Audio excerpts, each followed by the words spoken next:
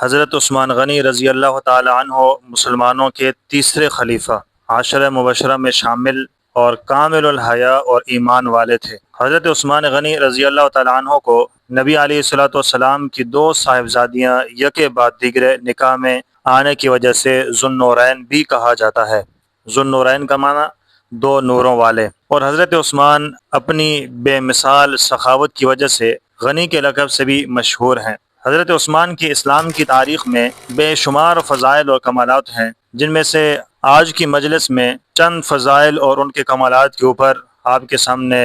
میں بات رکھوں گا۔ اللہ تعالیٰ سے دعا کرتا ہوں کہ اللہ تعالیٰ ہمیں بھی حضرت عثمان جیسا حیا والا اور حضرت عثمان جیسا غنی اور سخی بنا دے۔ حضور علیہ الصلوۃ والسلام کی دو صاحبزادیاں حضرت رقیہ رضی اللہ تعالی عنہ اور حضرت ام کلثوم رضی اللہ تعالی عنہ حضرت عثمان کے نکاح میں آئیں۔ حضور علیہ الصلوۃ والسلام کا ارشاد ہے، عثمان میری امت میں سب سے زیادہ حیادار ہیں۔ ایک موقع پر آپ علیہ الصلوۃ والسلام نے فرمایا، کیا میں ایسے شخص سے حیا نہ کروں جس سے فرشتے بھی حیا کرتے ہیں؟ حضرت انس رضی اللہ تعالیٰ عنہ فرماتے ہیں کہ نبی علیہ الصلوۃ والسلام نے فرمایا، ارحم امتی بامتی ابو بکر واشدہم فی دین اللہ عمر واصدقہم حیاء عثمان۔ حضور فرماتے ہیں کہ میری امت کے سب سے زیادہ رحم دل، سب سے زیادہ شفیق وہ میرے امتی ابو بکر رضی اللہ تعالی عنہ ہے، اور اللہ کے دین کے معاملے میں سب سے سخت عمر فاروق رضی اللہ تعالی عنہ۔ باقی معاملات کے اندر سختی نہیں تھی، حضرت عمر کی سختی دین کے معاملات کے اندر تھی۔ اور حضور نے فرمایا آخر میں، اور ان میں سب سے زیادہ سچے اور حیادار عثمان بن عفان رضی اللہ تعالی عنہ ہیں۔ حضرت انس رضی اللہ تعالی عنہ سے ایک اور روایت بھی نقل ہے، فرماتے ہیں کہ صعد نبی صلی اللہ علیہ وسلم کہ ایک مرتبہ نبی علیہ الصلوۃ والسلام احد پہاڑ پر چڑھے، آپ کے ساتھ حضرت ابوبکر صدیق بھی تھے، دوسری طرف حضرت عمر ہیں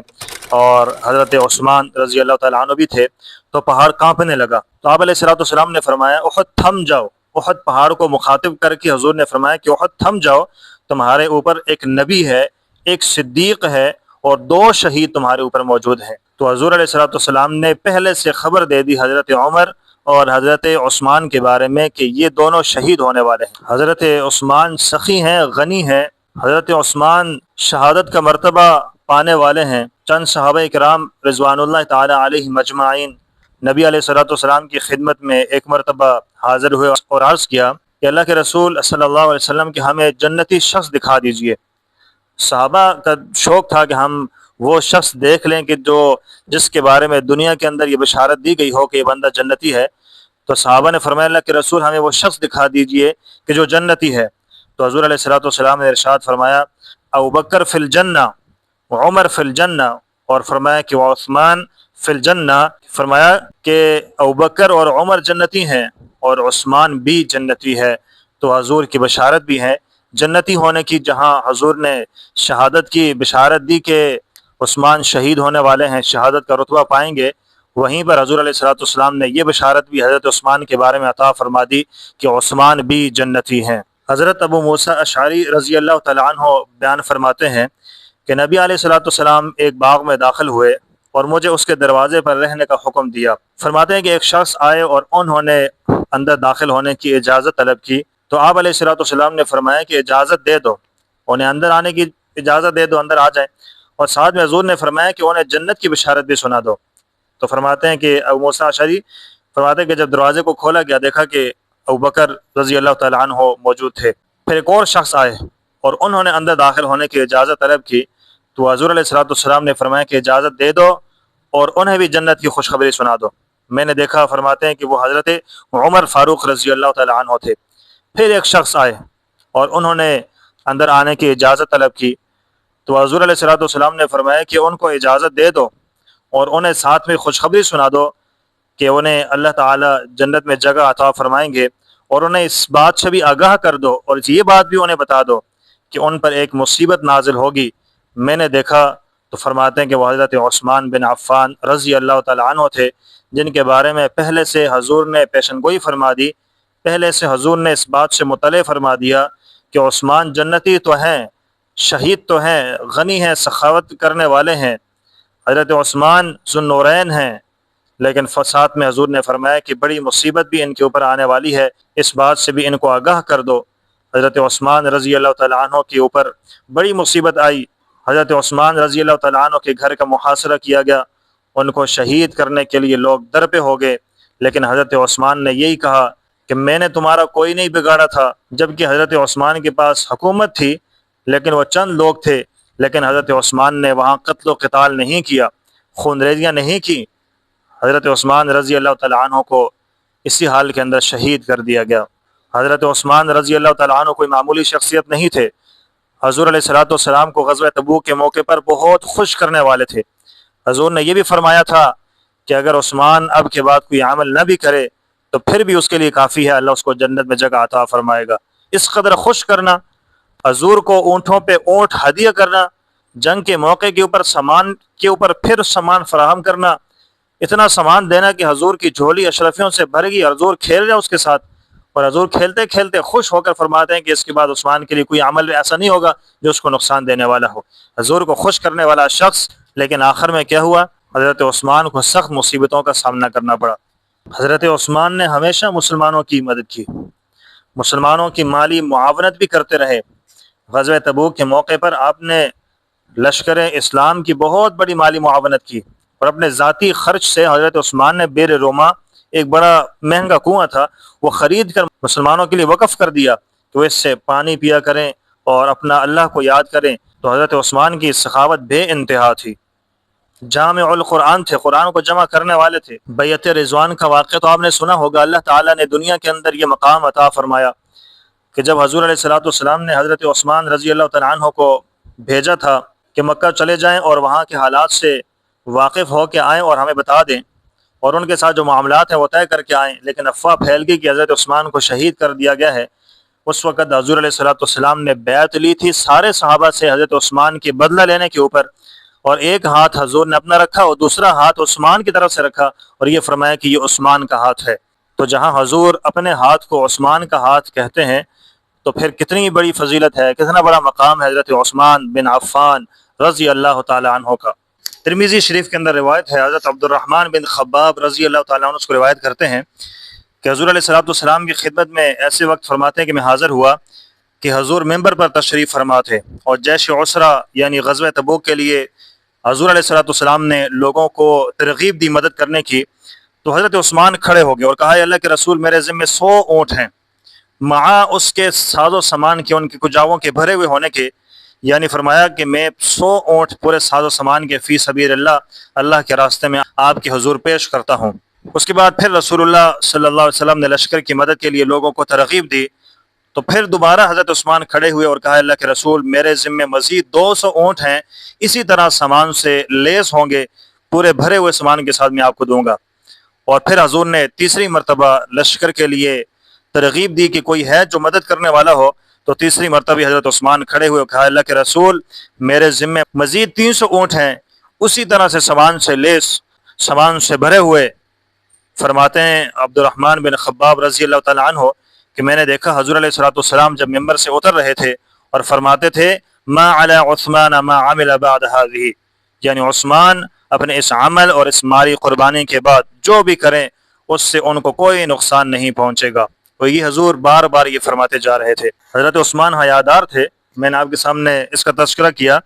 حضرت عائشہ صدیقہ رضی اللہ تعالی عنہ فرماتی ہیں، اور یہ روایت مسلم شریف کے اندر موجود ہے، فرماتے ہیں کہ میرے والد محترم یعنی کہ حضرت ابوبکر صدیق رضی اللہ تعالی عنہ نے کسی ضرورت کی وجہ سے حضور علیہ الصلوۃ والسلام کے پاس آنے کی اجازت چاہی، ایسے حال میں کہ حضرت عائشہ فرماتی ہیں کہ حضور بستر پر میری چادر اوڑھے ہوئے لیٹے ہوئے تھے، اور آپ علیہ الصلوۃ والسلام نے ان کو اندر آنے کی اجازت دلوا دی، اور حضور جیسے لیٹے ہوئے تھے ابوبکر آئے ویسے ہی حضور لیٹے ہوئے تھے، اپنی حالت کو چینج نہیں کیا، تبدیل نہیں کیا، اور جو ضروری بات کرنی تھی ابوبکر صدیق نے وہ کہہ کر چلے گئے۔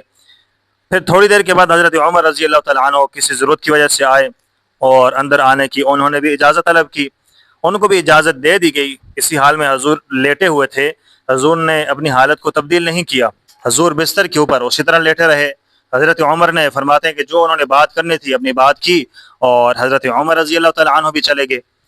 پھر تھوڑی دیر گزری، پھر دوبارہ دستک ہوئی اور پتہ چلا کہ وہ حضرت عثمان رضی اللہ تعالیٰ عنہ ہیں، اور ان کو بھی اندر آنے کی اجازت دے دی گئی تو آپ علیہ الصلوۃ والسلام فوراً سنبھل کر بیٹھیے اور اپنے کپڑوں کو اچھی طرح درست فرما لیا، اور مجھ سے فرمایا کہ تم بھی اپنے کپڑے جو ہے نا چادر وغیرہ ٹھیک کر لو، پوری طرح سے اوڑھ لو۔ اس کے بعد حضرت عثمان آئے اور جو ضروری بات انہوں نے کرنی تھی وہ کر کے چلے گئے۔ تو حضرت عائشہ فرماتی ہیں کہ عثمان کے آنے پر آپ نے اس قدر اہتمام کیا، جبکہ اس سے پہلے 2 بندے اور بھی آئے تھے لیکن آپ نے اس قدر اہتمام نہیں کیا۔ تو حضور علیہ الصلوۃ والسلام نے فرمایا، اے عائشہ، عثمان ایسے آدمی ہیں کہ ان پر تو فطری طور پر صفت حیا کا بہت زیادہ غلبہ ہے، اور مجھے اس بات کا اندیشہ ہوا کہ اگر میں اسی حالت میں لیٹا رہتا اور میں جب ان کو بلا لیتا تو تمہاری چادر اوڑھے ہوئے جب لیٹا ہوا مجھے وہ دیکھتے تو وہ حیا کی وجہ سے وہ جلد بازی میں واپس چلے جاتے، اور جو ضروری بات انہوں نے کرنی تھی پھر وہ میرے ساتھ وہ بات بھی نہ کرتے۔ اور دوسری بات یہ کہ یہاں پر حضرت عائشہ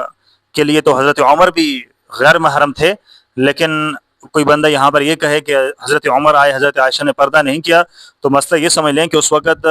پردے کا حکم نازل ہوا نہیں تھا۔ حضرت عائشہ نے پہلے سے بھی اپنے آپ کو سنبھال کے رکھا ہوا تھا، سمیٹ کے رکھا ہوا تھا، لیکن اس وقت تک پردے کا حکم آیا ہوا نہیں تھا، تو اس لیے حضرت عائشہ رضی اللہ تعالیٰ عنہ وہاں پر بیٹھی ہوئی تھیں۔ لیکن جب حضرت عثمان آئے تو مزید اور بھی حضرت عائشہ صدیقہ رضی اللہ تعالیٰ عنہ نے اپنے آپ کو سنبھالا اور اپنے آپ کو سمیٹا۔ پہلے خلیفہ حضرت ابوبکر صدیق رضی اللہ تعالیٰ عنہ، اور اس کے بعد حضرت عمر رضی اللہ تعالیٰ عنہ کی شہادت ہوئی، دوسرے خلیفہ حضرت عمر رضی اللہ تعالیٰ عنہ بنے تھے۔ حضرت عمر کی شہادت کے بعد انتخاب خلیفہ کے حوالے سے ان کی بنائی ہوئی مجلس شورا نے حضرت عثمان رضی اللہ تعالیٰ عنہ کو خلیفہ مقرر فرما لیا تھا۔ تمام صحابہ اور مہاجرین اور جو انصار تھے انہوں نے اس بات کو تسلیم کر لیا کہ اب حضرت عمر کی شہادت کے بعد ہمارے خلیفہ حضرت عثمان رضی اللہ تعالیٰ عنہ ہیں، اور تقریباً 12 برس تک حضرت عثمان خلیفہ مقرر رہے۔ حضرت عثمان کی خلافت کے آخری سالوں کے اندر آپ کے خلاف انتہائی بڑا سنگین قسم کا فتنہ برپا ہوا، اور جس کو لیڈ کرنے والا منافق یہودی تھا وہ عبداللہ بن شبا۔ فرماتے ہیں حضرت ثمامہ بن حزم قشیری رضی اللہ تعالیٰ عنہ سے روایت ہے، اور یہ میں ابھی روایت آپ کے سامنے جو بیان کر رہا ہوں یہ ترمذی شریف کے اندر بھی موجود ہے اور سنن نسائی کے اندر بھی موجود ہے۔ فرماتے ہیں کہ میں حضرت عثمان کے گھر پر اس وقت حاضر تھا اور موجود تھا جب انہوں نے بالا خانہ کے اوپر سے اپنے گھر کا محاصرہ کرنے والے جو بلوائی تھے، باہر بہت سارے لوگ کھڑے تھے حضرت عثمان کے گھر کے باہر، اس بات پر مصر تھے، اس بات پر اصرار کر رہے تھے کہ حضرت عثمان خلافت کو چھوڑ دیں، حضرت عثمان کی جو حکومت ہے جو خلافت کر رہے ہیں اس سے دستبردار ہو جائیں، اس کو چھوڑ دیں۔ لیکن حضرت عثمان رضی اللہ تعالیٰ عنہ کو بھی حضور علیہ الصلوۃ والسلام نے پہلے سے اس بات سے متنبع فرمایا ہوا تھا۔ حضور نے فرمایا تھا، وہ حضرت عائشہ کی ایک روایت ہے اور وہ بھی جامع ترمذی کے اندر ہے اور سنن ابن ماجہ کے اندر ایک روایت ہے۔ حضور علیہ الصلوۃ والسلام نے ایک دن حضرت عثمان کو مخاطب کر کے ارشاد فرمایا کہ اے عثمان، امید ہے کہ اللہ تعالیٰ تم کو ایک خاص قمیص پہنائے گا، تو اگر لوگ اس قمیص کو تم سے اتروانا چاہیں گے تو ان کے کہنے سے تم اس کو نہ اتارنا۔ تو وہ یہی خلافت والی قمیص تھی جو حضرت عثمان کو پہنائی جا رہی تھی۔ حضور نے پہلے سے بتا دیا تھا کہ عثمان تمہیں قمیص پہنائی جائے گی، لوگ اتروانا چاہیں گے لیکن تم نے اس کو اتارنا نہیں ہے۔ تو یہاں گھر کے باہر سارا محاصرہ اسی چیز کے اوپر تھا کہ عثمان اس قمیص کو، وہ خلافت والی قمیص کو اتار دیں، خلافت کو چھوڑ دیں۔ لیکن حضور علیہ الصلوۃ والسلام کا فرمان بھی موجود تھا، حضور نے پہلے سے کہا تھا کہ اس قمیص کو نہیں اتارنا، یعنی بادشاہت کو نہیں چھوڑنا، اس خلافت کو نہیں چھوڑنا۔ اور دوسری طرف حضور نے پہلے سے حضرت عثمان کے بارے میں فرما دیا تھا کہ یہ شہید ہونے والے ہیں۔ جب احد پہاڑ کے اوپر میں نے پہلے روایت آپ کے سامنے بیان کی ہے کہ حضور نے پہلے فرمایا تھا عثمان کے بارے میں کہ عثمان شہید، اور حضرت عمر رضی اللہ تعالیٰ عنہ کے بارے میں بھی فرمایا کہ حضرت عمر بھی شہید ہونے والے ہیں۔ تو حضرت عثمان گھر کے بالا خانے کے اوپر چڑھے، اپنے گھر کا محاصرہ کرنے والے باغیوں بلوائیوں سے خطاب کرتے ہوئے فرمایا، میں تمہیں اللہ کا اور اس کے دین حق اسلام کا واسطہ دے کر تم سے پوچھتا ہوں، کیا تم یہ بات جانتے ہو کہ رسول اللہ صلی اللہ علیہ وسلم جب ہجرت فرما کر مدینہ تشریف لائے تو وہاں بیر روما کے علاوہ شیریں پانی کا کوئی چشمہ موجود نہیں تھا، کوئی کنواں موجود نہیں تھا۔ حضور مکہ سے ہجرت فرما کر مدینہ میں آئے تو کوئی میٹھے پانی کا کنواں موجود نہیں تھا، اور وہ کنواں ایک یہودی کی ملکیت میں تھا، وہ جس قیمت پر چاہتا اپنی مرضی سے بیچتا۔ تو رسول اللہ صلی اللہ علیہ وسلم نے ایک دن ارشاد فرمایا کہ کون اللہ کا بندہ ہے جو بیر روما کو خرید کر سب مسلمانوں کو اس سے پانی لینے کی اجازت دے دے، یعنی عام مسلمانوں کے لیے وقف کر دیا جائے تو اللہ تعالیٰ جنت میں اس کو اس سے بہتر بدلہ عطا فرمائے گا۔ تو حضرت عثمان فرماتے ہیں کہ میں نے اس کو اپنے ذاتی مال سے خرید لیا تھا اور وقف کر دیا تھا، اور آج تم لوگ مجھے اس کا پانی پینے سے روکتے ہو، جس کی وجہ سے میں سمندر کا کھارا پانی پینے کے اوپر مجبور ہو چکا ہوں۔ تو اس کے جواب میں ان لوگوں نے کہا اللہم نعم، یعنی اے اللہ ہم جانتے ہیں کہ عثمان کی بات صحیح ہے۔ اس کے بعد حضرت عثمان نے فرمایا کہ میں تمہیں اللہ کا اور اس کے دین حق اسلام کا واسطہ دے کر پوچھتا ہوں کہ کیا تم یہ بات جانتے ہو کہ حضور علیہ الصلوۃ والسلام کی بنوائی ہوئی مسجد نمازوں کے لیے تنگ ہو چکی تھی؟ تو حضور علیہ الصلوۃ والسلام نے ایک دن ارشاد فرمایا کہ کون اللہ کا بندہ ہے جو فلاں گھرانے کے قطع زمین کو جو مسجد کے برابر میں ہے اور اس کو خرید کر مسجد کے لیے وقف کر دے تو اور اللہ تعالیٰ اس کو اس کے بدلے میں اس سے بہتر جنت کے اندر قطع یعنی کہ جگہ عطا فرمائیں گے۔ تو حضرت عثمان نے فرمایا کہ اس کو میں نے اپنے ذاتی مال سے خرید لیا تھا اور مسجد کے اندر میں نے اس کو شامل کیا تھا، اور آج تم لوگ مجھے اس بات سے روکتے ہو کہ میں اس میں جا کر 2 رکعت نمازیں پڑھ سکوں؟ تو ان لوگوں نے کہا اللہم نعم، اے اللہ بے شک ہم یہ بات جانتے ہیں کہ حضور علیہ الصلوۃ والسلام کے فرمانے پر عثمان نے وہ قطع زمین خرید کر مسجد میں شامل کیا تھا۔ اس کے بعد حضرت عثمان نے ان لوگوں سے فرمایا کہ میں تمہیں اللہ کا اور اس کے دین حق اسلام کا واسطہ دے کر پوچھتا ہوں، کیا تم جانتے ہو کہ میں نے غزوہ تبوک کے لشکر کے لیے اپنے مال سے ساز و سامان میں کیا دیا تھا؟ ان لوگوں نے کہا اللہم نعم، یا اللہ ہم بہتر جانتے ہیں۔ اس کے بعد حضرت عثمان نے ان سے فرمایا کہ میں اللہ کا اور اس کے دین حق اسلام کا واسطہ دے کر تم سے پوچھتا ہوں کہ کیا تمہارے علم میں یہ بات ہے کہ ایک دن رسول اللہ صلی اللہ علیہ وسلم مکہ کے جبل ثبیر پر تھے اور آپ کے ساتھ ابوبکر اور عمر تھے اور میں بھی وہاں پر موجود تھا، تو پہاڑ حرکت کرنے لگا یہاں تک کہ اس کے پتھر اوپر سے نیچے کی جانب نشیب میں گرنے لگے۔ تو حضور علیہ الصلوۃ والسلام نے اس پہاڑ سے مخاطب ہو کر فرمایا، اپنا قدم زور سے مارا اور فرمایا اسکن ثبیر، اے ثبیر ساکن ہو جا، اے ثبیر رک جا، کیونکہ اس وقت تیرے اوپر ایک نبی، ایک صدیق اور 2 شہید موجود ہیں۔ اور وہ فرماتے ہیں شہید وہ حضرت عثمان تھے اور حضرت عمر تھے۔ تو ان لوگوں نے کہا اللہم نعم،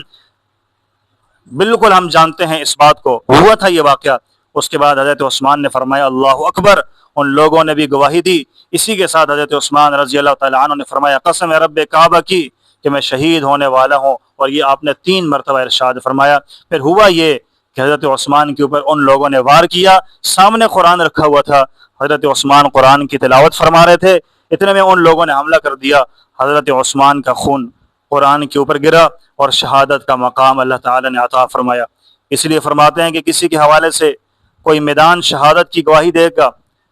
کسی کے بارے میں کوئی فلاں جگہ شہادت کی گواہی دے گی، لیکن عثمان وہ ہیں کہ جس کے بارے میں قرآن آئے گا اور قرآن گواہی دے گا،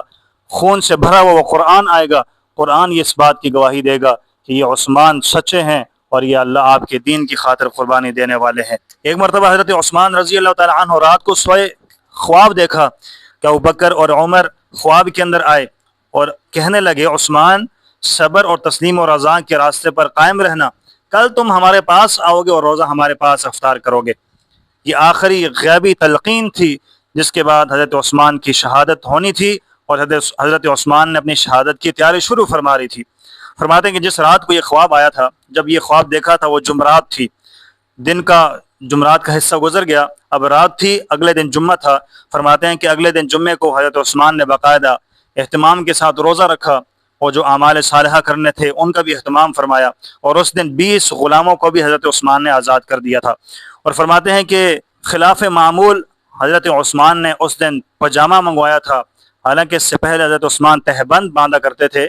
اور لیکن اس وقت حضرت عثمان نے پاجامہ منگوایا اس حیا کی وجہ سے کہ ممکن ہے کہ مجھے جب شہید کر دیا جائے تو ایسا نہ ہو کہ میرے حیا والے عضو کوئی دیکھ لے۔ حضرت عثمان نے پاجامہ منگوایا اور اس کو پہن لیا۔ اور فرماتے ہیں کہ حضرت عثمان نے قرآن منگوایا اور کھولا قرآن اور قرآن شریف کی تلاوت کرنا شروع کر دی، اور بدبخت ظالم وہ شخص آیا باغی اور آپ کو شہید کرنے لگا۔ فرماتے ہیں کہ اس وقت جب حضرت عثمان کی شہادت ہونے لگی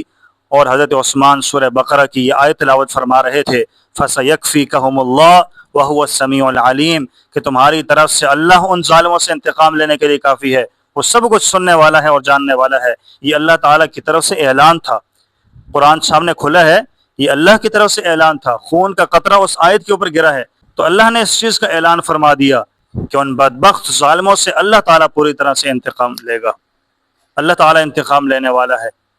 تو اللہ تبارک و تعالیٰ نے انتقام لیا، اور حضرت عثمان رضی اللہ تعالیٰ عنہ شہادت کے مرتبے پر فائز ہوئے۔